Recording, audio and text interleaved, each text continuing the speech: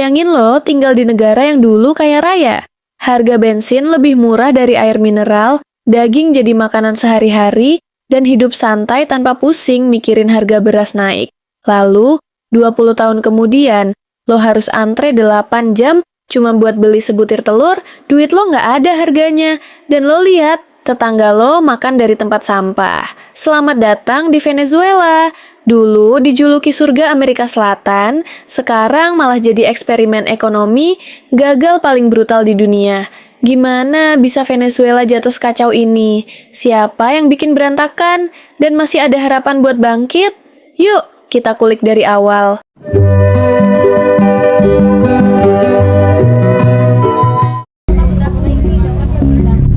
¿Por qué está saliendo a votar hoy? Bueno, por el bienestar del país. Sebelum Venezuela terkenal gara-gara duitnya lebih nggak berharga dari tisu toilet, mereka sebenarnya hidup lumayan normal. Tapi semua berubah waktu mereka nemuin minyak bumi di tahun 1920. Dan bukan minyak biasa, ini minyak banyak banget.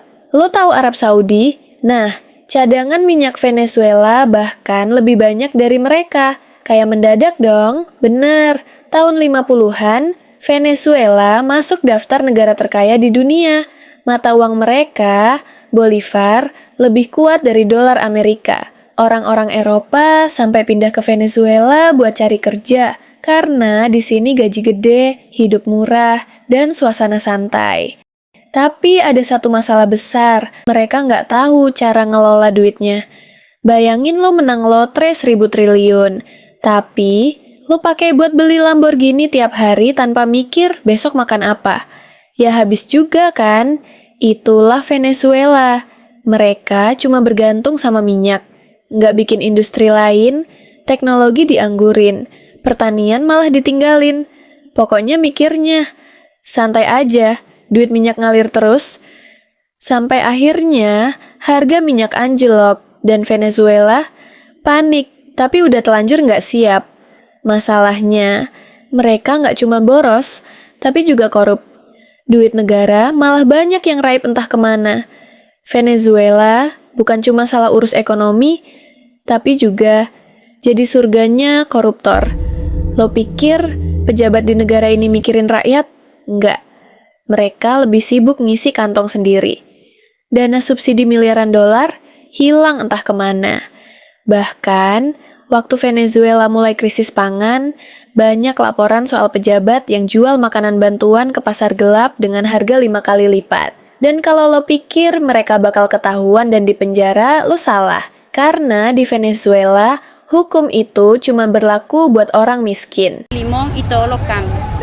Los trueques se está dando porque la gente no está recibiendo mucho dinero, el sueldo no alcanza para comprar. Tahun 1998, rakyat Venezuela pilih presiden baru, Hugo Chavez. Orang ini datang dengan janji yang manis banget. Pendidikan gratis, kesehatan gratis, makanan murah buat semua perusahaan asing diambil alih negara, alias udah, rebut aja, dan rakyat langsung jatuh cinta. Kebetulan, harga minyak lagi tinggi, duit ekspor minyak langsung dipakai buat subsidi rakyat, dan semua orang senang. Masalahnya, ini semua cuma tipu-tipu. Chavez nggak bangun ekonomi jangka panjang, dia cuma bagi-bagi duit, nyetak uang sesuka hati, dan makin lama makin otoriter biar tetap berkuasa. Tapi yang lebih parah, dia berhasil bikin ilusi kalau Venezuela baik-baik aja. Si este hombre no se va, aquí Venezuela, bueno, ya.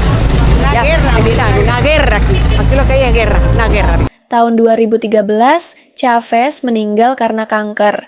Penggantinya Nicolas Maduro. Kalau Chavez masih punya sedikit pesona, Maduro ini ibarat bos baru yang nggak ngerti kerjaan, tapi sotoy maksimal. Terus, di tahun 2014, harga minyak anjlok. Ekonomi Venezuela langsung kolaps. Dan solusi Maduro, cetak uang lebih banyak. Karena, ya, dalam dunia dongeng ekonomi Venezuela, semakin banyak duit yang dicetak, semakin kaya negaranya. Padahal, kenyataannya, lo tahu sendiri, makin banyak uang tanpa barang yang bisa dibeli, semakin hiperinflasi. No hago nada con trabajar un mes para cobrar 1.500 bolívares, prefiero trabajar en mi conuco y cobrar todo lo que yo gano, todo me queda a mí. Y agarro los platos, no vengo, los cambio por comida y todo eso es mío. Tahun 2018, inflasi Venezuela tembus 1 juta %. Artinya, harga barang bisa naik dalam hitungan jam. Gaji orang nggak ada gunanya. Duit Venezuela literally lebih murah daripada tisu toilet. Orang-orang akhirnya berhenti pakai bolivar. Mereka mulai barter barang atau pakai dolar Amerika buat bertahan hidup.